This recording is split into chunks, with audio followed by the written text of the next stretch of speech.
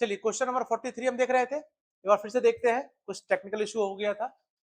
बिहार आर्थिक सर्वेक्षण 2025-26 के अनुसार निम्नलिखित कथनों पर विचार कीजिए। फिर से विचार करना ध्यान दीजिएगा। 24-25 में वर्तमान कीमतों पर बिहार का सकल राज्य घरेलू उत्पाद जीएसडीपी का 9,91,997 करोड़ अनुमानित है। 2011-12 में स्थिर कीमतों पर जीएसडीपी का 5,31,372 करोड़ अनुमानित है। वर्तमान कीमतों पर जीएसडीपी वृद्धि दर 13.1% तथा स्थिर कीमतों पर 8.6% रही है।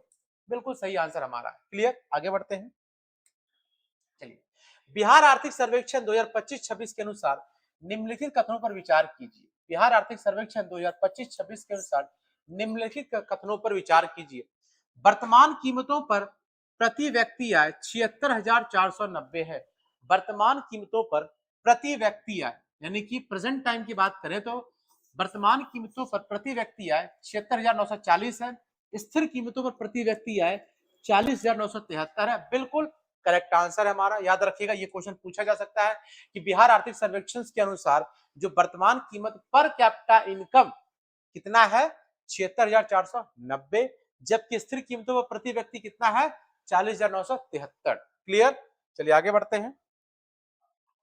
निम्नलिखित तत्वों पर विचार करना है। अब थोड़ा स्टेटमेंट को हमने चेंज कर दिया, ध्यान दीजिएगा, थोड़ा सा क्वेश्चन चेंज हुआ है। वर्तमान कीमतों पर बिहार की प्रति व्यक्ति आय 76,490 है, बिल्कुल सही। स्थिर कीमतों पर प्रति व्यक्ति आय 40,973 है। अब थोड़ा सा पैटर्न को चेंज कर दिया गया। स्थिर कीमतों पर प्रति व्यक्ति आय वर्तमान कीमतों की तुलना में अधिक है। स्थिर कीमतों पर प्रति व्यक्ति आय वर्तमान कीमतों की तुलना पर अधिक है। क्या आपको अधिक दिख रहा है? जी नहीं, यह कम दिख रहा है। यानी कि स्थिर कीमतों पर प्रति व्यक्ति आय वर्तमान कीमतों की तुलना पर अधिक है। बिल्कुल नहीं, ये हमारा स्टेटमेंट गलत है। आंसर क्या हो जाएगा? एक और दो सवाल छपने वाला है। 100% याद रखिएगा, ये सब सवाल आपको देखने को मिलेगा आपके एग्जाम में। क्लियर, आगे बढ़ते हैं। बिहार आर्थिक सर्वेक्षण 2025-26 के अनुसार निम्नलिखित में से कौन से 3 शीर्ष जिले आपको दिखते हैं? शीर्ष 3 जिले तो पटना, बेगूसराय और मुंगेर। पटना, बेगूसराय और मुंगेर। आगे बढ़ते हैं। 47 नंबर क्वेश्चन, बिहार मंत्रिमंडल के 16 दिसंबर 2025 को 7 निश्चय 3 योजना की मंजूरी दी गई। याद रखिएगा, पहला निश्चय 15 से 20, दूसरा निश्चय 20 से 25, तीसरा निश्चय कब से कब तक होगा हमारा? तो याद रखिएगा 25 से 30। तो पहला यानी कि 7 निश्चय की बात करें, पहला कब से कब तक लाया गया था? यानी कि 2015 से लेकर के 2020, दूसरा 2020 से लेकर के 2025, जबकि तीसरा हमारा चल रहा है 2025 से लेकर के 2030। क्लियर, तो यह योजना वर्ष 2025 से 2030 तक लागू की जाएगी। बिल्कुल सही बात है। इसका उद्देश्य बिहार को देश में विकसित राज्यों की श्रेणी में लाना। बिल्कुल सही आंसर है। 7 निश्चय प्रोग्राम, याद रखिएगा, हमारे नीतीश अंकल ने इसको लाया था, नीतीश चाचा ने लाया था 7 निश्चय प्रोग्राम, जहां युवाओं की बात करते हैं, महिलाओं की बात करते हैं, कैसे सबको आगे बढ़ाना है, यानी कि 7 प्लान के बारे में बात करता है। फटाफट कमेंट बॉक्स में जो है 7 निश्चय योजना के बारे में लिख करके भेजिए आप लोग हमको। तो इसका आंसर क्या हो जाएगा? ऑप्शन डी हमारा करेक्ट आंसर हो जाएगा। आगे बढ़ते हैं। मुख्यमंत्री, याद रखिएगा ये क्वेश्चन जब हमारे सम्राट चौधरी जी जो बिहार के मुख्यमंत्री हैं, इनका जो पहला कैबिनेट हुआ वहां पर इन्होंने सभी चीजों को लेकर के निर्णय लिया है। याद रखिएगा, ये सभी क्वेश्चन इंपॉर्टेंट है। मुख्यमंत्री हरित ऊर्जा अभियान के अंतर्गत 2025-26 से 29-30 तक सरकारी भवनों की कितनी क्षमता में grid connected rooftop solar plant स्थापित किए जाएंगे? याद रखिएगा, मुख्यमंत्री हरित योजना अभियान के अंतर्गत 2025-26 से 2029-30 तक सरकारी भवनों पर कितनी क्षमता से grid connected rooftop solar plant स्थापित किए जाएंगे? तो इसका आंसर क्या हो जाएगा? 500 मेगावाट। 500 मेगावाट हमारा क्या हो जाएगा? इसका करेक्ट आंसर हमारा हो जाएगा। चलिए आगे बढ़ते हैं। मुख्यमंत्री हरित ऊर्जा अभियान के अंतर्गत रूफटॉप सोलर प्लांट किस मॉडल पर स्थापित किए जाएंगे? मुख्यमंत्री हरित अभियान के अंतर्गत रूफटॉप सोलर प्लांट किस मॉडल पर आधारित किए जाएंगे? 49 का आंसर तो याद रखिएगा रेस्को याद रखिएगा, rooftop solar plant, rooftop solar plant, RESCO यानी कि renewable energy services company, renewable energy service company, याद रखिएगा ये हमारा आंसर हो जाएगा। आगे बढ़ते हैं। वित्तीय वर्ष 2026-27 में दलहन में आत्मनिर्भरता मिशन का उद्देश्य है, दलहन में आत्मनिर्भरता मिशन का उद्देश्य है केवल खरीफ फसलों को बढ़ाना, केवल रबी फसलों को बढ़ाना नहीं, खरीफ और रबी एवं गर्मा, खरीफ एवं रबी एवं गर्मा मौसम की दलहनी फसलों को बढ़ावा देना। क्लियर, ये इसका आंसर हो जाएगा ऑप्शन सी इसका करेक्ट आंसर। याद रखिएगा ये पहली कैबिनेट में जो डिसीजन लिया गया था ये क्वेश्चन है, आपको दिखेगा प्रॉपर, याद रखिएगा ये सभी चीजें question proper current update question है ये, तो याद रखिएगा वित्तीय वर्ष 2025-26 में जो दलहन में आत्मनिर्भरता मिशन के तहत क्या देखा गया है, खरीफ रबी एवं गर्मा मौसम दलहनी फसलों को बढ़ावा देना। आगे बढ़ते हैं। डिजिटल एग्रीकल्चर मिशन 2026-27 के अंतर्गत निम्नलिखित में से क्या शामिल है? डिजिटल एग्रीकल्चर मिशन 2026-27 के अंतर्गत निम्नलिखित में से क्या शामिल है? किसान पंजीकरण एवं डिजिटल क्रॉप सर्वे। क्लियर, किसान पंजीकरण एवं डिजिटल क्रॉप सर्वे शामिल है। ऑप्शन हमारा क्या हो जाएगा करेक्ट आंसर। आगे बढ़ते हैं।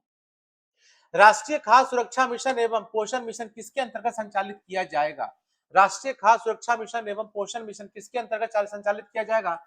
चतुर्थ कृषि रोड मैप के तहत। किसके तहत? चतुर्थ कृषि रोड मैप के तहत इसको स्टार्ट किया जाएगा। क्लियर, चलिए आगे बढ़ते हैं। Bihar aquaculture infrastructure and development corporation limited यानी कि BAIDCL, फिर से रिपीट कर रहे हैं, Bihar aquaculture infrastructure and development corporation limited का गठन किस क्षेत्र के विकास के लिए किया गया है? तो मत्स्य और जलीय कृषि, मत्स्य और जलीय कृषि।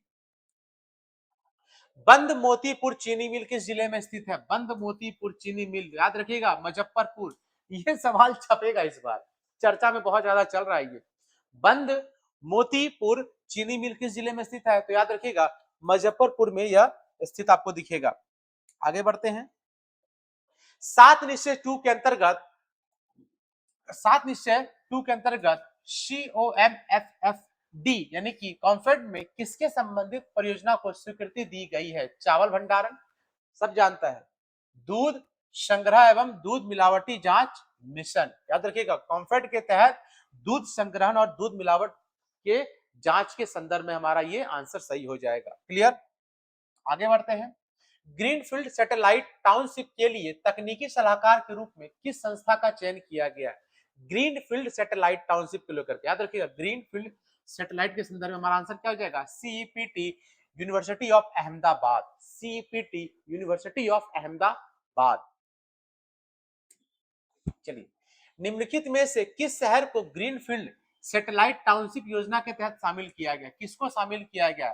तो पटना, मुजफ्फरपुर और गया, पटना, मुजफ्फरपुर और गया को शामिल किया गया है। किसके तहत? ग्रीन फील्ड सैटेलाइट टाउनशिप के तहत। ठीक है।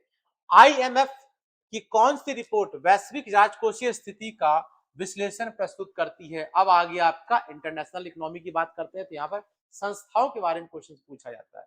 तो इंटरनेशनल मॉनेटरी फंड की कौन सी रिपोर्ट वैश्विक राजकोषीय स्थिति यानी कि फिस्कल पोजीशंस के बारे में विश्लेषण बताता है? आपको पता होगा इंटरनेशनल मॉनेटरी फंड के बारे में सुनेंगे आप लोग, याद रखिएगा फिस्कल मॉनिटर के बारे में बात कर रहा है। ठीक है, आगे बढ़ते हैं। निम्नलिखित में से कौन सा रिपोर्ट IMF के द्वारा प्रकाशित नहीं होता है? निम्नलिखित में से कौन सा रिपोर्ट जो IMF के द्वारा प्रकाशित नहीं होता है? Regional economic outlook report, external sector report, world development report या वर्ल्ड इकोनॉमिक आउटलुक रिपोर्ट? फटाफट इसका आंसर दीजिए। 59 का आंसर क्या हो जाएगा? 59 का आंसर क्या हो जाएगा? याद रखिएगा रीजनल इकोनॉमिक आउटलुक रिपोर्ट या एक्सटर्नल सेक्टर रिपोर्ट या फिर वर्ल्ड इकोनॉमिक आउटलुक रिपोर्ट, या तीनों रिपोर्ट IMF पब्लिश करता है, जबकि वर्ल्ड डेवलपमेंट रिपोर्ट जो है यह वर्ल्ड बैंक जारी करता है, वर्ल्ड बैंक जारी करता है। तो कौन सा रिपोर्ट प्रकाशित नहीं करता है? तो आंसर हमारा सी हो जाएगा। याद रखिएगा, देखिए निम्नलिखित में से कौन सी रिपोर्ट IMF द्वारा प्रकाशित नहीं किया जाता है? तो आंसर क्या हो जाएगा? World development report. क्लियर, आगे बढ़ते हैं। निम्नलिखित में से कौन सा सेबी का प्रमुख कार्य है? Security exchange board of India किसको देखता है? तो याद रखिएगा, ये प्रॉपर पूंजी बाजार को देखता है, पूंजी बाजार का नियमन करता है। किसका नियमन करता है? पूंजी बाजार का। SEBI security exchange board of India, जो शेयर मार्केट होता है, याद रखिएगा, शेयर मार्केट को हैंडलिंग कौन करता है? SEBI, security exchange board of India. चलिए निम्नलिखित कथनों पर विचार कीजिए। बॉम्बे स्टॉक एक्सचेंज एशिया का सबसे पुराना स्टॉक एक्सचेंज है। बिल्कुल सही है, बॉम्बे स्टॉक एक्सचेंज एशिया का सबसे पुराना स्टॉक एक्सचेंज है। एनएसई नेशनल स्टॉक एक्सचेंज की स्थापना 1992 में की गई। चलिए ये भी बिल्कुल सही है हमारा। दोनों स्टॉक एक्सचेंज का विनियमन सेबी के द्वारा किया जाता है। बिल्कुल सही हमारा आंसर हो जाएगा। लेकिन लेकिन लेकिन याद रखेगा, बीएससी की जब हम बात करते हैं बॉम्बे स्टॉक एक्सचेंज, इसका जो इंडिकेशन होता है उसको बोलते हैं सेंसेक्स। याद रखिएगा, बीएससी का जो इंडिकेशन होता है उसको बोलते हैं हम लोग सेंसेक्स बोलते हैं, उसको याद रखिएगा। क्लियर? जबकि एनएससी की जब हम बात करते हैं तो एनएससी के संदर्भ में हमारा क्या आंसर हो जाएगा? इसका निफ्टी होता है, निफ्टी। निफ्टी 50, 50 कंपनियां शामिल है, याद रखिएगा। एनएससी में टोटल 50 कंपनियां हैं। तो एनएससी का इंडिकेशन को क्या बोलते हैं? निफ्टी। जबकि बीएससी के इंडिकेशन क्या बोलते हैं? सेंसेक्स कहा जाता है। क्लियर? ये तीनों स्टेटमेंट हमारा बिल्कुल सही हो जाएगा, इसको भी ध्यान रखिएगा आप लोग। आगे बढ़ते हैं। निम्नलिखित में से कौन सा कथन सही है? बताना पड़ेगा आपको। बीएससी का प्रमुख सूचकांक निफ्टी है, बिल्कुल गलत है हमारा। एनएससी का जो प्रमुख सूचकांक है वो क्या है हमारा? सेंसेक्स है। एनएससी का सूचकांक क्या सेंसेक्स है? नहीं, ये भी गलत है। बीएससी का प्रमुख सूचकांक सेंसेक्स है, बिल्कुल सही है। बीएससी का प्रमुख सूचकांक हमारा क्या है? सेंसेक्स है। तो ये हमारा आंसर क्या हो जाएगा? सही हो जाएगा, ऑप्शन सी हमारा राइट आंसर है। आगे बढ़ते हैं। मुद्रा बाजार, मुद्रा 63 नंबर क्वेश्चन हमारा, यानी कि 63 क्वेश्चन नंबर हमारा है। मुद्रा बाजार अल्पकालीन निधियों का बाजार है। बिल्कुल सही बात, हमने आपको पहले ही कहा था कि जो हमारा मुद्रा बाजार है वो शॉर्ट टाइम मार्केट होता है, यानी कि यह बाजार हमारा अल्पकालीन होता है, अल्पकालीन बाजार होता है। ठीक है, इसमें 1 वर्ष या उससे कम अवधि की प्रतिभूतियों का व्यापार होता है। बिल्कुल सही बात है, हम आपको पहले बताए थे, यानी कि लेन देन करना 1 वर्ष के अंदर में। इसका प्रमुख उद्देश्य अल्पकालीन तरलता उपलब्ध कराना है। बिल्कुल सही बात है। तो मनी मार्केट बाजार 2 प्रकार का होता है, पहले ही पढ़ चुके हैं। एक होता है मुद्रा बाजार, दूसरा हमारे पास होता है पूंजी बाजार। मुद्रा बाजार जो होता है ये शॉर्ट टाइम का होता है, यानी कि आपको 1 साल के अंदर, शॉर्ट टाइम के अंदर जो टाइमिंग दिया जाता है, यानी कि टोटल अगर बात करें 364 से 365 दिन में आपको लेन देन करना पड़ेगा, यानी कि जो आपने पैसा लिया विद इंटरेस्ट चुकाना पड़ेगा। क्लियर? चलिए आगे बढ़ते हैं। ट्रेजरी बिल के संदर्भ में टी बिल बहुत चर्चा में रहता है, ये टी बिल। ठीक है, टी बिल की बात करें तो टी बिल सरकार की अल्पकालीन उधारी का साधन है। टी बिल भारत सरकार की अल्पकालीन उधारी का साधन है। बिल्कुल सही बात है, सरकार को पैसा चाहिए, टी बिल जारी कर देता है। देखिए टी बिल होता क्या? टी बिल की बात करें, ये होता है टी बिल, इसको कहते हैं टी बिल, जिसको ट्रेजरी बिल कहा जाता है। क्या कहा जाता है? Treasury bill. जैसे इसका कीमत है, हमने कहा 100 रुपए। ठीक है, जैसे इसको समझिए एक बार अच्छे से, क्वेश्चन यहां से पूछा जा सकता है। टी बिल क्या होता है? जैसे ये टी बिल की हम बात करते हैं। अब हमने कहा कि चलो ये टी बिल है, इसका प्राइस है 100 रुपए, इसको सरकार जारी करती है, इसको सरकार जारी करती है, सरकार को पैसा चाहिए। लेकिन यह जो टी बिल है इसको बेचने का काम कौन करेगा? आरबीआई। इसको बेचेगा कौन? आरबीआई। टी बिल को बेचने का काम कौन करेगा? आरबीआई। ये किसको बेचेगा? बैंक को बेचेगा, जो ऊंचे ऊंचे संस्थान हो गए जिनका मार्केट में पोजीशन बहुत अच्छा होगा, उसको बेचा जाएगा। ठीक है, अब क्या होगा, जब बेचा जाएगा ना टी बिल को, तो 100 रुपए में नहीं बेचा जाएगा, इसको बेचा जाएगा 95 में। यानी जैसे कोई एक्स वाई जेड कोई संस्था है, इसने कहा कि भैया हम सरकार के टी बिल को खरीदेंगे। बोला ठीक है, तो सरकार क्या बोली, ये टी बिल आपको 100 रुपए में नहीं खरीदना है, हम आपको इस पे कुछ क्या कर रहे हैं, माइनस कर देंगे, आप 95 में खरीद लीजिए। तो ये व्यक्ति क्या करेगा, ये कंपनी 95 में खरीद लिया। ठीक है, अब टी बिल का ड्यूरेशन पूरा हो गया, करते 90 डेज का होता है, 364 दिन का होता है। जैसे टी बिल का ड्यूरेशन पूरा होगा, अब ये जो टी बिल इसके पास रखा हुआ है, यह टी बिल जो है इसके पास जो है, इसको वापस किसको देना पड़ेगा? वापस आरबीआई को देना पड़ेगा, और आरबीआई किसको देगा? सरकार को देगा। तो पता है एक बात, जब यह टी बिल बेचेगा ना, तो सरकार इस कंपनी को 100 रुपए देगी। सरकार इस कंपनी को 100 रुपए देगी। समझ में आया? नहीं समझ में आया? फिर से एक बार समझिए इसको। टी बिल क्या होता है? ठीक है, सरकार को चाहिए पैसा, ठीक है। हमने कहा कि सरकार जो है, जैसे हमने कहा चलो मोदी जी हैं, हमारे मोदी अंकल, जो हमारे मोदी अंकल, इनको चाहिए पैसा। इन्होंने कहा कि भैया हम टी बिल जारी करते हैं, हमारा टी बिल का जो मूल्य होगा वह 100 रुपए है, लेकिन यह टी बिल हम बेचेंगे 95 रुपए में। भाई कम करके बेच रहा है ना, ठीक है। ये बात किसको बोला गया? ये बात बोला गया आरबीआई को। तो मोदी जी ने आरबीआई से कांटेक्ट किया, बोला भाई सुनो, मेरा टी बिल को बेचवा दो। बोला ठीक है, कितना में? 95 में। तो एक्स वाई जेड एक कंपनी है जिसने टी बिल को 95 में खरीद लिया, ठीक है। इसने क्या किया? 95 रुपए किसको दिया? मोदी जी को दिया, और टी बिल किसके पास आ गया? कंपनी के पास आ गया। पहला चीज ये। दूसरा चीज, जैसी ड्यूरेशन पूरा होगा, 90 डेज का होता है, 182 डेज का होता है, यानी कि 90 डेज की बात करें, उसके बाद 182 डेज की बात करें, या 364 दिन की बात करें, तो जैसे ड्यूरेशन पूरा होता है, उस ड्यूरेशन में क्या करना पड़ेगा? अब ये मोदी जी बोलेंगे आरबीआई को कि भैया मेरा टी बिल वापस करो। बोला ठीक है सर, दे रहे हैं। तो आरबीआई इसके पास जाएगा, बोलेगा टी बिल वापस करो। बोला ठीक है। इसने खरीदा था कितने में टी बिल को? 95 में। लेकिन जब बेचेगा ना, इसको मिलेगा 100 रुपए। फायदा हुआ ना 5 का? फायदा हुआ ना 5 का? यही है टी बिल। और एक बात, आरबीआई उसको जो बेचने का काम कर रही है ना, उसी को बोलते हैं OMO, open market operation. Open market operation क्या होता है? जब आरबीआई सरकारी प्रतिभूतियों को खरीदने और बेचने का काम करती है, उसी को बोलते हैं ओएमओ। क्लियर? चलिए अब आते हैं थोड़ा क्वेश्चन पे। ट्रेजरी बिल सरकार की अल्पकालीन उधारी का साधन है, बिल्कुल सही आंसर हमारा है ये। इसे भारतीय रिजर्व बैंक के द्वारा सरकार की ओर से जारी किया जाता है, बिल्कुल सही बात है।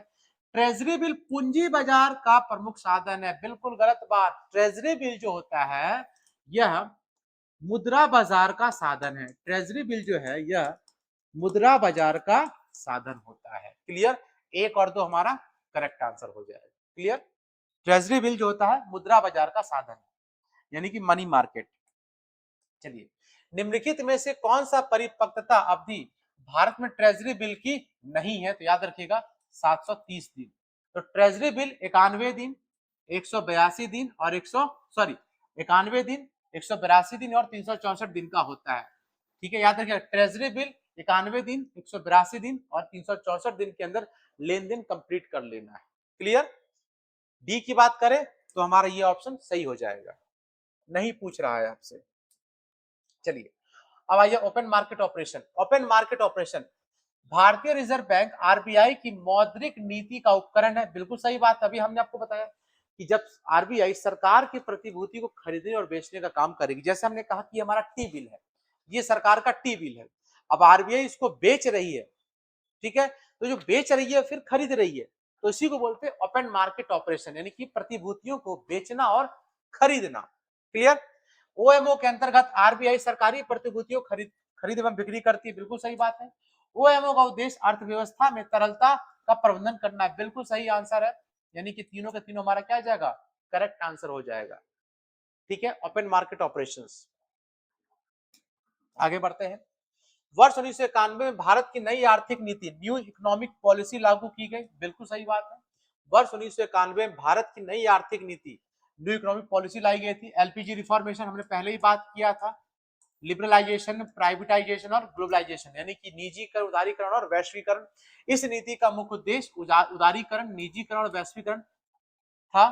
इस नीति का उद्देश्य भारतीय अर्थव्यवस्था को अधिक प्रतिस्पर्धा बनाना था, बिल्कुल सही आंसर। आगे बढ़ते हैं। 1991 के सुधारों के प्रमुख शिल्पकार किन्हें माना जाता है? पहले ही बता दिया था हमने आपको, डॉक्टर मनमोहन सिंह। ठीक है। राजस्व प्राप्तियां, फिर विचार कीजिएगा, राजस्व प्राप्तियां सरकार की देनदारियां नहीं बढ़ाती है। राजस्व प्राप्तियां सरकार की देनदारियां नहीं बढ़ाती है। उसके बाद पूंजीगत प्राप्तियां सरकार की देनदारियां बढ़ा सकती है। कर राजस्व प्राप्तियों का भाग है। अब बताइए, हमने कहा था राजस्व आय, राजस्व प्राप्तियां, ठीक है। राजस्व प्राप्तियां या राजस्व आय की बात करें, इसको आप राजस्व आय भी कह सकते हैं। क्लियर? सरकार की देनदारियां नहीं बढ़ाती है, तो बताइए सरकार यहाँ पैसा लेने का काम करती है, देने का काम तो नहीं करती है। यहाँ प्राप्तियों का मतलब क्या होता है? सरकार को पैसा लेना है, तो देनदारियां नहीं बढ़ाती है। उसके बाद सेकंड बात करें पूंजीगत प्राप्तियां, जहां पे पूंजी को बेच करके क्या होता है, सरकार पूंजी को बेचकर सरकार पैसा को इकट्ठा करती है। इसका मतलब पूंजीगत प्राप्तियां सरकार की देनदारियों को बढ़ा सकती है। बिल्कुल सही बात है, ये स्टेटमेंट हमारा बिल्कुल सही है। 2 नंबर, कर राजस्व प्राप्तियों का ही भाग है। बिल्कुल सही बात है, कर राजस्व जो हमारा है वो क्या है, कर राजस्व की जब हम यहाँ पे बात करेंगे तो क्या है, राजस्व प्राप्तियों का ही हमारा एक भाग है। ठीक है, तो इसका आंसर हमारा क्या हो जाएगा, option D is the correct answer. ठीक है, राजस्व प्राप्ति में देनदारी नहीं बनता है, राजस्व प्राप्तियों में देनदारी कभी बनता ही नहीं है, सिर्फ लेना है, सिर्फ लेना है। क्लियर? तो इसका आंसर क्या हो जाएगा 69 का, option D is the right answer. Next बढ़ते हैं, 69 हो गया था हमारा। 70 नंबर क्वेश्चन, निम्नलिखित में से कौन सा राजस्व प्राप्ति का उदाहरण है? निम्नलिखित में से कौन सा राजस्व प्राप्ति का उदाहरण है? बताइए, सरकार द्वारा लिया गया ऋण, उसके बाद सरकार से प्राप्त राशि, उसके बाद आयकर और ट्रेजरी बिल जारी करना। निम्नलिखित में से कौन सा राजस्व प्राप्ति का एक उदाहरण है? फटाफट इसका आंसर दीजिए। राजस्व प्राप्ति का क्या कौन सा हमारा एक उदाहरण हो जाएगा? राजस्व प्राप्ति की बात करते हैं तो पहले ही हमने आपको बताया था, यहां पर कर लगता है ना। राजस्व प्राप्ति की बात करें तो यहां पर लगता है आपका कर। यह 2 प्रकार का होता है, एक होता है डायरेक्ट टैक्स और दूसरा होता है इनडायरेक्ट टैक्स, यानी कि प्रत्यक्ष कर और अप्रत्यक्ष कर की हम यहाँ पे बात करते हैं। तो हमारा आयकर क्या हो जाएगा, करेक्ट आंसर हो जाएगा, यानी कि 70 का सी हमारा करेक्ट आंसर है। राज्य का बजट भारतीय संविधान के किस अनुच्छेद के अंतर्गत आता है? स्टेट बजट सबको पता होगा, आर्टिकल 202 के तहत हमारा राज्य बजट आता है, आर्टिकल 202। जबकि अगर हम भारतीय बजट की बात करें तो 112।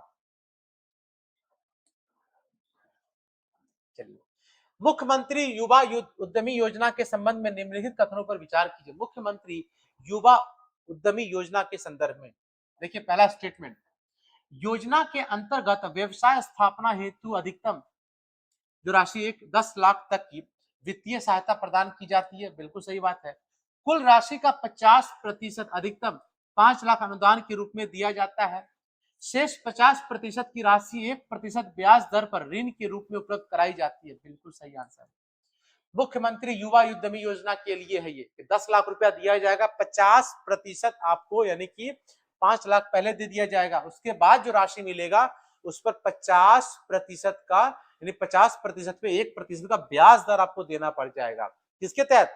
मुख्यमंत्री युवा उद्यमी योजना के तहत। फिर से रिपीट कर रहे हैं, मुख्यमंत्री युवा उद्यमी योजना के तहत आपको 10 लाख रुपया मिलेगा, जिसमें 5 लाख आपको पहले दे दिया जाएगा। सॉरी, जो 5 लाख आपको दिया जाएगा, जो 5 लाख आपको दिया जाएगा, इस पर कोई भी ब्याज नहीं लगेगा। लेकिन बाद में जब आपको 5 लाख दिया जाएगा, यानी कि जो 50% बचा हुआ है उस पर आपको 1% का ब्याज लगेगा, मुख्यमंत्री युवा उद्यमी योजना के तहत। आगे बढ़ते हैं, मुख्यमंत्री युवा उद्यमी योजना की पात्रता के संबंध में निम्नलिखित कथनों पर विचार कीजिए। आवेदक बिहार का स्थायी होना चाहिए। बिल्कुल सही। आवेदक की आयु 18 से 50 वर्ष के बीच होनी चाहिए। बिल्कुल सही। न्यूनतम शैक्षणिक की बात करें 10+2 ITI पॉलिटेक्निक डिप्लोमा या समकक्ष होनी चाहिए। बिल्कुल सही बात है, यह तीनों होना चाहिए, यह तीनों आपके पास होना बहुत जरूरी है, तभी आपको मुख्यमंत्री युवा उद्यमी योजना की पात्रता बने। आगे बढ़ते हैं, चलिए मुख्यमंत्री श्रम शक्ति के बारे में बात करते हैं। तो मुख्यमंत्री श्रम शक्ति की बात करेंगे तो मुख्यमंत्री श्रम शक्ति योजना के संबंध में निम्नलिखित कथनों पर विचार कीजिए। मुख्यमंत्री श्रम शक्ति योजना के संदर्भ में पहला स्टेटमेंट, योजना के लिए वार्षिक पारिवारिक आय जो है 4.5 लाख से कम होनी चाहिए। योजना के लिए वार्षिक पारिवारिक आय 4.5 लाख से कम होनी चाहिए। न्यूनतम शैक्षणिक योग्यता 8वीं 10वीं पास यानी कोर्स के अनुसार निर्धारित की गई है। योजना के लिए स्नातक उत्तीर्ण होना चाहिए। देखिए, पहली बात यहां पर याद रखिएगा, आपको बता दें, मुख्यमंत्री श्रम शक्ति योजना के तहत जो परिवार का जो वार्षिक आय है वह आपका इतना होना चाहिए। क्लियर, ये स्टेटमेंट हमारा बिल्कुल सही। दूसरा, शैक्षणिक योग्यता की बात करें तो आप 8वीं 10वीं या कोई कोर्स निर्धारित की गई हो, डिप्लोमा वगैरह भी कर सकते हैं। योजना के लिए स्नातक उत्तीर्ण होना अनिवार्य, जी नहीं, स्नातक नहीं, याद रखिएगा। इसकी अगर आपने स्नातक नहीं भी किया है तो आप कोई डिग्री हासिल किए होंगे, आईटीआई वगैरह करते हैं ना, डिप्लोमा वगैरह करते हैं, ये भी यहाँ पे चल सकता है। याद रखिएगा, योजना के लिए स्नातक उत्तीर्ण होना अनिवार्य है, जी नहीं, अनिवार्य नहीं है, डिप्लोमा भी हो सकता है, आईटीआई वगैरह करते हैं ना, यह भी इसमें शामिल हो सकता है। तो याद रखिएगा, ऑप्शन 1 और 2 हमारा सही है, आंसर ए हो जाएगा। यानी कि इसमें जो है सिर्फ ग्रेजुएशन नहीं चाहिए, मुख्यमंत्री श्रम शक्ति योजना के तहत आपका जो है डिप्लोमा भी चलेगा, वो अनिवार्य है, वो भी चलना चाहिए, प्लस आपने आईटीआई वगैरह किया होगा, है ना, ये सभी चीजें यहाँ पर चलता है, सिर्फ स्नातक नहीं चलेगा। क्लियर, आगे बढ़ते हैं। मुख्यमंत्री महिला रोजगार योजना के संबंध में निम्नलिखित कथनों पर विचार कीजिए। व्यवसाय सफल होने पर 2 लाख तक की अतिरिक्त आर्थिक सहायता किस्तों में प्रदान की जा सकती है, बिल्कुल सही बात है। इस योजना के लिए महिलाओं को व्यक्तिगत रूप से ऑनलाइन आवेदन करना अनिवार्य है, बिल्कुल सही बात है। आवेदन जीविका एसएचजी यानी कि सेल्फ हेल्प ग्रुप के माध्यम से पोर्टल पर अपलोड किया जाता है, बिल्कुल सही बात है। ये तीनों के तीनों पॉइंट हमारा बिल्कुल सही आंसर। मुख्यमंत्री महिला रोजगार योजना के संबंध में व्यवसाय जब आपका सफल हो जाएगा, पता है ना 10,000 रुपया दिया गया था, उसके बाद का यह योजना है। 10,000 रुपये याद आ रहा है इलेक्शन के समय में, उसके बाद का यह स्कीम है कि व्यवसाय जब सफल होगा तो 2 लाख रुपए की अतिरिक्त राशि आपको दिया जाएगा। ठीक है, ऑनलाइन आवेदन करना अनिवार्य होगा, जीविका एसएसजी के माध्यम से पोर्टल पर अपलोड किया जाता है इसको। आगे बढ़ते हैं। केंद्रीय बजट में केंद्रीय बजट 2026-27, अब आ गया आपका यूनियन बजट, भारतीय बजट की जो हम चर्चा करते हैं यहाँ पे, क्या गया हमारा, अब हमारा यहाँ पर आ गया है भारतीय बजट। तो केंद्रीय बजट 2026-27 में आर्थिक वृद्धि को तेज करना और बनाए रखना प्रथम कर्तव्य बनाया गया है। अच्छा, इस बार केंद्रीय बजट में कुछ कर्तव्यों को हासिल किया गया, उसी कर्तव्य के बारे में बात कर रहे हैं। ठीक है, तो याद रखिएगा, केंद्रीय बजट 2026-27 में आर्थिक वृद्धि को तेज करना और बनाए रखना प्रथम कर्तव्य बनाया गया, बिल्कुल सही। दूसरा, लोगों की आकांक्षाओं को पूरा करना तथा उसकी क्षमता का निर्माण करना दूसरा कर्तव्य है, बिल्कुल सही है। तीसरा कर्तव्य, सबका साथ सबका विकास का विजन से जुड़ना है, बिल्कुल सही है। 3 कर्तव्य शामिल किया गया था, पहला, दूसरा, तीसरा, इस बात पे ध्यान रखिएगा। यहाँ पे आगे बढ़ते हैं। निम्नलिखित में से पहला कर्तव्य के अंतर्गत प्रस्तावित हस्तक्षेप कार्यक्रम क्या है, याद रखिएगा, निम्नलिखित में से पहला कर्तव्य के अंतर्गत प्रस्तावित हस्तक्षेप कार्यक्रम कौन सा है। विरासत उद्योग क्षेत्र का पुनर्निर्माण, बिना निर्माण का विस्तार, चैंपियन एमएसएमई बनाना या फिर उपयुक्त सभी। 77 नंबर क्वेश्चन का आंसर दी, इसका आंसर क्या हो जाएगा, याद रखिएगा, तीनों, विरासत, विनिर्माण और विस्तार, तीनों के तीनों हमारा सही, यानी कि उपयुक्त सभी। ऑप्शन डी हमारा क्या हो जाएगा करेक्ट आंसर, पहला कर्तव्य के संदर्भ में, विरासत, विनिर्माण और चैंपियन। चलिए, एनपीए नॉन परफॉर्मिंग एसेट्स क्या होता है।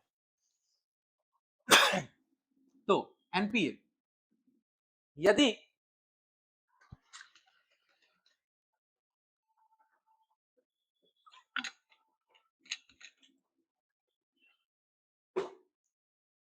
एनपीए नॉन परफॉर्मिंग एसेट के संबंध में निम्नलिखित कथनों पर विचार कीजिए, और आप लोग विचारशील प्राणी भी है। यदि किसी ऋण का ब्याज या मूलधन 90 दिनों से अधिक समय तक बकाया रहता है तो वो एनपीए कहलाता है, बिल्कुल सही। एनपीए नॉन परफॉर्मिंग एसेट्स, आपने कर्जा ले लिया, मतलब आप बैंक गए, आपने पैसा ले लिया और पैसा का जो ब्याज होता है वो नहीं चुका पाते, तो वो एनपीए की कैटेगरी में आता है, नॉन परफॉर्मिंग एसेट्स कहा जाता है। क्लियर, 90 दिन से अधिक का समय जब हो जाता है। एनपीए को एनपीए को बैंक का खराब ऋण यानी कि बैड लोन माना जाता है, बिल्कुल सही बात है। एनपीए बढ़ने से बैंक की ऋण क्षमता देने की क्षमता प्रभावित हो सकती है, बिल्कुल सही बात है। जब पैसा रहेगा ही नहीं, जैसे मान चलिए कोई व्यक्ति है, बैंक से पैसा लिया और कहा कि भैया हम आपको 6 महीने में चुका देंगे, ठीक है, नहीं चुका पाया, 90 दिन से ओवर टाइम हो रहा है यहाँ पर, तो क्या होगा, बैंक को घाटा होगा ना। तो बैंक की बोलेगी हम तो एनपीए घोषित हो गए, मेरा पैसा है ही नहीं, तो हम क्यों किसी को ऋण देंगे भाई। इसका मतलब क्या है, एनपीए बढ़ने से ऋण देने की क्षमता प्रभावित हो सकती है, बिल्कुल सही आंसर, ऑप्शन डी हमारा करेक्ट आंसर हो जाएगा। आगे बढ़ते हैं, एनबीएफसी के बारे में बात करते हैं। ठीक है। नॉन बैंकिंग फाइनेंशियल कॉर्पोरेशन की यहाँ पे बात करते हैं, एनबीएफसी की। तो देखिए निम्नलिखित कथनों पर विचार कीजिए एनबीएफसी के बारे में। एनबीएफसी की स्थापना एवं पंजीकरण आरबीआई एक्ट 1994 के अंतर्गत होता है, बिल्कुल सही बात है। उसके बाद एनबीएफसी मांग जमा स्वीकार नहीं कर सकती है, बिल्कुल सही बात है। जो हमारा एनबीएफसी है यानी कि नॉन बैंकिंग फाइनेंशियल कॉर्पोरेशन की बात करें तो आरबीआई एक्ट 1934, ठीक है। याद रखिएगा यह डिमांड डिपॉजिट स्वीकार नहीं करती है, यह भी हमारा सही है। एनबीएफसी चेक जारी करती है, बिल्कुल गलत। एक और दो। एनबीएफसी क्या होता है, इसका आंसर हमारा एक और दो हो जाएगा। एनबीएफसी क्या होता है, ये भी बैंक ही होता है, लेकिन ये बैंक का लोगो नहीं मिलता है, इसको याद रखिएगा। ये बैंक ही है, ये चेक जारी नहीं कर सकता, एटीएम कार्ड जारी नहीं कर सकता है। तो इस बात पे ध्यान रखना, ये डिमांड ड्राफ्ट यानी कि डिमांड डिपॉजिट जमा नहीं कर सकता है, चेक जारी नहीं कर सकता है। जैसे बैंक क्या करता है, वो आपका मांग जमा स्वीकार करता है ना, ये नहीं करता है। उसके बाद बैंक क्या करता है, चेक जारी करता है, एटीएम कार्ड देता है, ये सब बैंक करता है, जबकि एनबीएफसी ये सब काम नहीं करता है। तो याद रखिएगा एनबीएफसी के संदर्भ में ये हमारा करेक्ट आंसर हमारा हो जाएगा ऑप्शन ए। आगे बढ़ते हैं। भारत की नई जीएसटी संरचना के संबंध में निम्नलिखित कथनों पर विचार कीजिए। भारत ने अपनी जीएसटी संरचना को दो स्तरीय प्रणाली में सरल बनाया है, बिल्कुल सही बात है। जीएसटी व्यवस्था 12% और 28% कर दरों को समाप्त कर दिया गया है, बिल्कुल सही है गलत है, फटाफट बताइए। ये भी सही है। नई जीएसटी व्यवस्था में 5 और 18% मुख्य दरें हैं। तो पहले अगर जीएसटी की बात करें तो यहां पर 5 भी था, 12 भी था, 18 भी था, 28 भी था, ठीक है। ये पहला स्लैब रेट हमारा है, लेकिन अब ये स्लैब हट गया है। अब जीएसटी में इतने स्लैब नहीं है। अब प्रॉपर अगर हम यहाँ पे जीएसटी की बात करें तो यहाँ पे जो है अब 5 और 18% ही आपको देखने को मिलेगा, और एक आध 40%। ये जो है शौकीन वस्तुओं पे लगेगा, यानी कि जब आप होता है नशा वगैरह का जो वस्तु होता है उस पे लगता है 40%, ठीक है। यानी कि प्रेजेंट टाइम में जीएसटी जो है मात्र 5% और 18% चलन में है, यानी कि नई जीएसटी व्यवस्था में सिर्फ 5% और 18% की दरें शामिल है। क्लियर। इसका आंसर हमारा क्या हो जाएगा, option D is the right answer. Clear. आगे बढ़ते हैं। अच्छा, जीएसटी एक अप्रत्यक्ष कर होता है, पता है ना, जीएसटी इनडायरेक्ट टैक्स होता है। 40% जीएसटी पर अति विलासिता एवं अवगुण वाली वस्तुओं के संबंध में निम्नलिखित कथनों पर विचार कीजिए। अभी बोले आपको जो 40% लग रहा है जीएसटी, वो विलासिता वस्तुओं यानी कि भोग करने वाली जो वस्तुएं हैं, ठीक है, महंगी वस्तुएं। तो 40% दर विलासिता और हानिकारक वस्तुओं पर लागू होती है, बिल्कुल सही बात है। पान मसाला कैफीन युक्त पेय पदार्थ इसी श्रेणी में आते हैं, बिल्कुल सही बात है। बड़ी मोटरसाइकिलें, नौकाएं, निजी लग्जरी वाहन, ये सभी चीजें इसमें शामिल होती है। 40% होता है ना, समाज के कुछ शौकिया लोग कि हमें भैया ये लेना है वो लेना है, तो जितना आप महंगा लीजिएगा 40% जीएसटी आपको देना पड़ेगा। नॉर्मली 5 से 18% जीएसटी है हमारे स्लैब में। चलिए, एमएसपी न्यूनतम समर्थन मूल्य के संदर्भ में निम्नलिखित कथनों पर विचार कीजिए। एमएसपी वह कीमत है जिस पर सरकार किसानों से फसलें खरीदती है ताकि किसानों को बाजार मूल्य में गिरावट से सुरक्षा मिल सके, बिल्कुल सही बात है। एमएसपी क्या करती है, सरकार खरीदती है कि किसानों को नुकसान ना हो। एमएसपी की सिफारिश सीएसीपी के द्वारा की जाती है, कृषि लागत मूल्य आयोग के द्वारा, बिल्कुल सही बात है। एमएसपी को अंतिम स्वीकृति प्रधानमंत्री की अध्यक्षता में आर्थिक मामलों की कैबिनेट यानी कि सीसीईए यानी cabinet committee of economic adviser, cabinet committee of economic adviser, बिल्कुल सही आंसर है। तो आंसर हमारा क्या हो जाएगा, option D is the right answer. याद रखिएगा MSP minimum support price, CACP plus अगर बात करें अंतिम स्वीकृति कौन करता है, तो याद रखिएगा सीसीईए यानी कि cabinet committee of economic affairs क्या करता है, अंतिम स्वीकृति देता है। चलिए, एमएसपी के अंतर्गत आने वाली फसलों के संबंध में निम्नलिखित कथनों पर विचार कीजिए। एमएसपी में 22 अनिवार्य फसलों के लिए घोषित किया गया है, हमने आपको पहले ही बताया, बिल्कुल सही बात है। इसमें 14 खरीफ, 6 रबी, 2 वाणिज्यिक फसलें शामिल है, बिल्कुल सही बात है। गन्नों के लिए एमएसपी घोषित किया गया, नहीं गन्नों के लिए एफआरपी घोषित किया जाता है, एफआरपी। याद रखिएगा 3 गलत है हमारा, 1 और 2 हमारा बिल्कुल सही हो जाएगा। गन्ना के लिए एफआरपी लगता है। आगे बढ़ते हैं, निम्नलिखित कथनों पर विचार कीजिए। खरीफ फसलों के लिए एमएसपी की घोषणा सामान्यतः जून जुलाई में की जाती है खरीफ फसल के लिए। रबी फसलों के लिए एमएसपी की घोषणा सामान्यतः अक्टूबर नवंबर में की जाती है। एमएसपी की घोषणा फसल कटाई के बाद की जाती है। मामला फंस गया।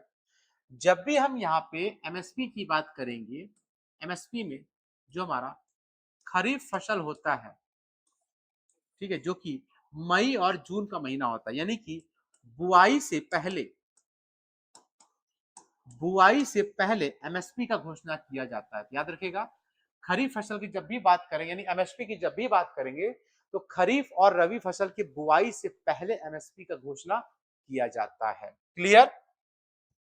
एमएसपी की घोषणा फसल कटाई के बाद नहीं, ये गलत हमारा हो जाएगा। तो क्या हो जाएगा आंसर हमारा? ऑप्शन ए, 1 और 2 हमारा करेक्ट आंसर हो जाएगा। चलिए आगे बढ़ते हैं। जीडीपी की गणना में भारत में कार्यरत विदेशी कंपनियों का उत्पादन शामिल होता है।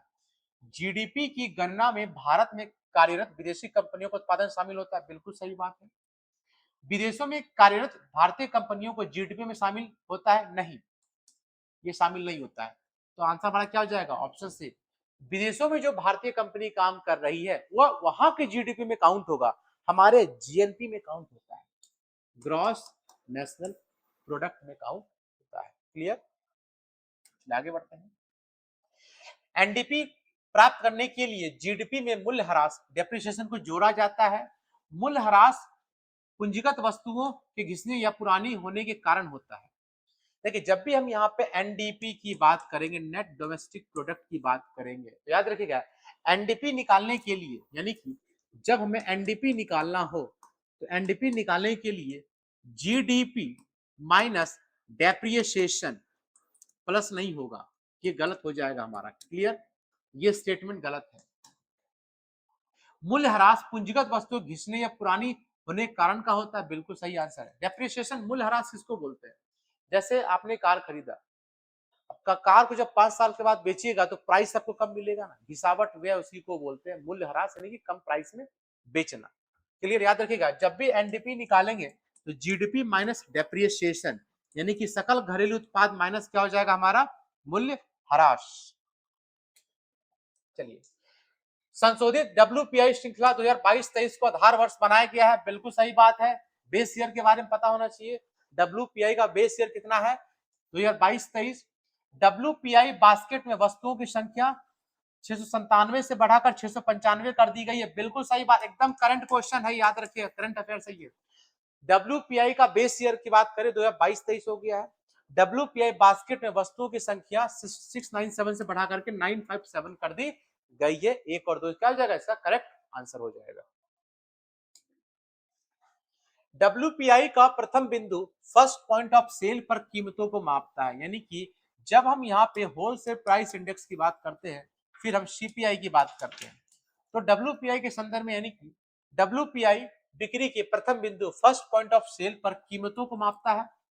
ठीक है, इसे आपूर्ति पक्ष मुद्रास्फीति सप्लाई इन्फ्लेशन का संकेतक माना जाता है, बिल्कुल सही बात है। अब ये बताइए, डब्ल्यूपीआई जो होता है प्रथम बिंदु फर्स्ट पॉइंट ऑफ सेल कीमतों को मापता है, यानी जो बेचा गया होलसेल प्राइस, बिल्कुल सही बात है।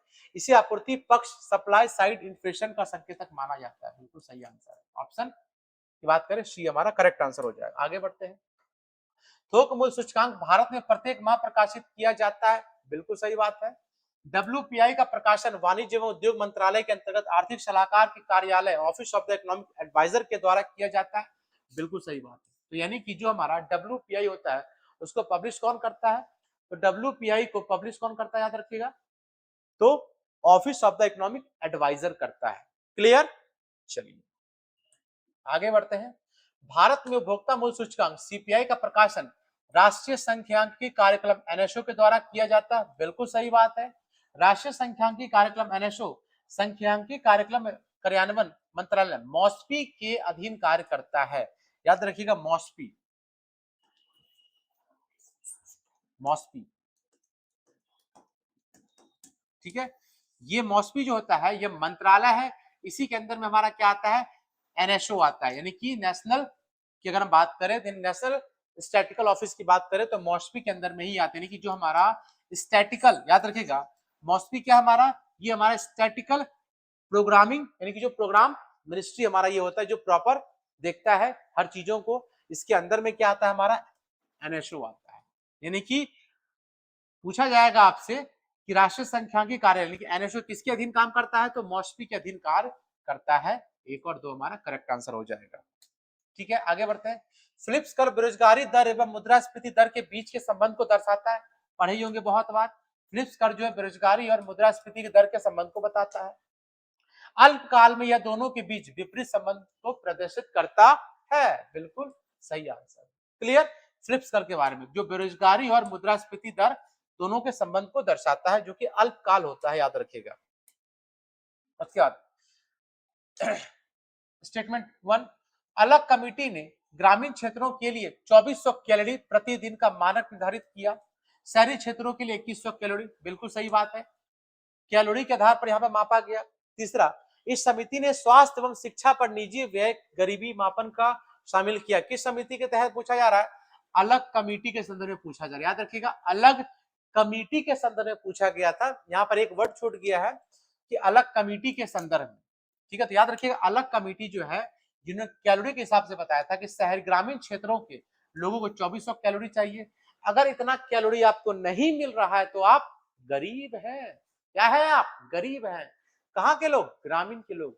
अगर शहरी लोगों को 2100 कैलोरी नहीं मिल रहा है तो वो भी क्या है, गरीब है। ठीक है, इस समिति ने स्वास्थ्य एवं शिक्षा पर निजी व्यय गरीब को मापन को शामिल किया है। ये गलत स्टेटमेंट हमारा है, याद रखिएगा। तो 1 और 2 हमारा क्या हो जाएगा, सही हो जाएगा। इसलिए अलग कमिटी ने इसके ऊपर काम नहीं किया, याद रखिएगा इसके ऊपर काम नहीं किया है। आगे बढ़ते हैं। एसडीआर की बात करेंगे, स्पेशल ड्राइंग राइट्स, आईएमएफ के संदर्भ में आता है। एसडीआई 5 प्रमुख मुद्राओं की टोकरी है, यानी कि करेंसी बास्केट पर आधारित है, करेंसी बास्केट पर आधारित होता है, बिल्कुल सही बात है। उसके बाद अमेरिकी डॉलर, यूरो, चीन यूनान, जापानी येन, ब्रिटिश पाउंड एसडीआर में बास्केट में शामिल है, बिल्कुल सही बात है। तो आंसर हमारा क्या हो जाएगा, option C, option C SDR special drawing rights की हम यहाँ पर बात करते हैं, जो कि आईएमएफ के संदर्भ में आता है।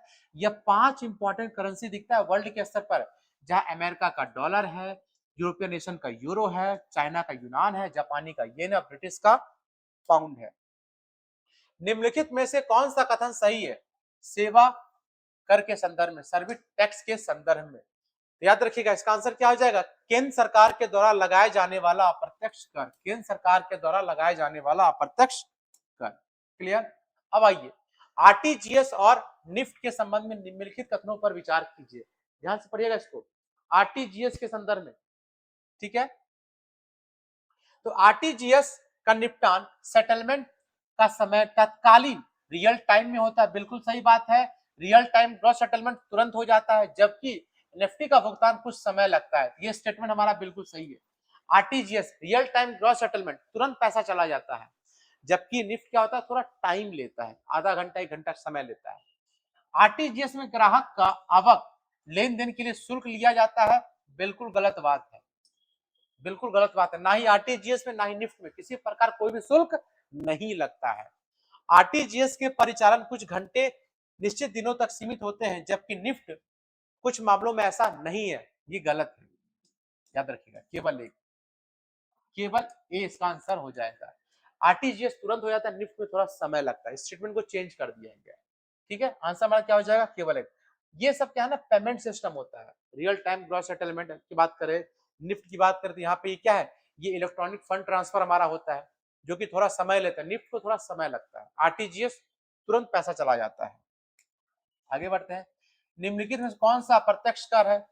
देखिए यहाँ पर आंसर आ गया वस्तु सेवा कर, जीएसटी जिसको कहते हैं, गुड्स एंड सर्विसेज टैक्स, हमारा क्या हो जाएगा, अप्रत्यक्ष कर हो जाएगा, इनडायरेक्ट टैक्स।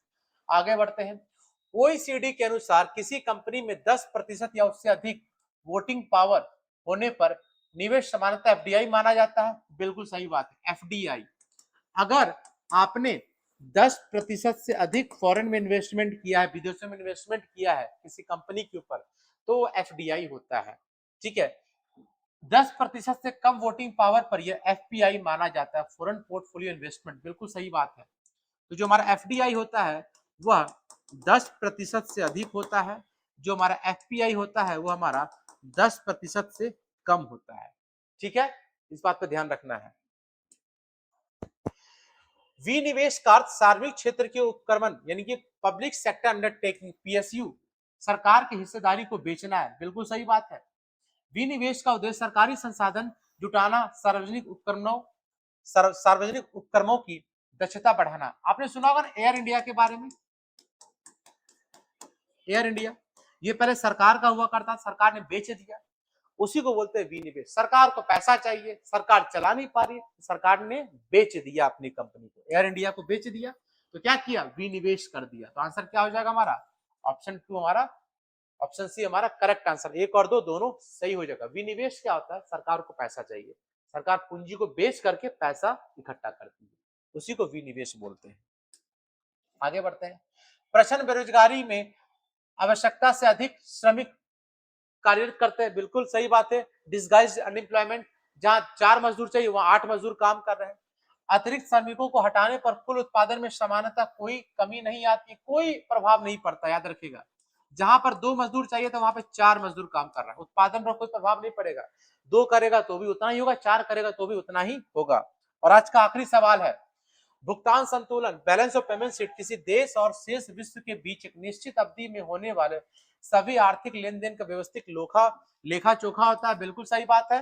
बीओपी केवल वस्तुओं के आयात निर्यात का विवरण देता है। आप फंस जाएंगे यहाँ पर। 100 नंबर क्वेश्चन का आंसर दीजिए आप लोग। BOP balance of payment sheet की जब हम यहाँ पे बात करते हैं तो क्या होता है, balance of payment sheet, BOP. BOP आयात और निर्यात होता है ना, उसका खाता होता है, एक खाता है जहां कितने आयात किया, कितना निर्यात किया। तो याद रखिए, बीओपी में केवल वस्तुएं नहीं होती है, बीओपी में आपका वस्तुएं, यहां पर आपका बीओपी में वस्तुओं और सेवाओं दोनों को शामिल किया जाता है। क्लियर। तो ये हमारा गलत हो जाएगा, ये हमारा सही हो जाएगा। ऑप्शन ए हमारा क्या हो जाएगा, हमारा करेक्ट आंसर हो जाएगा। क्लियर।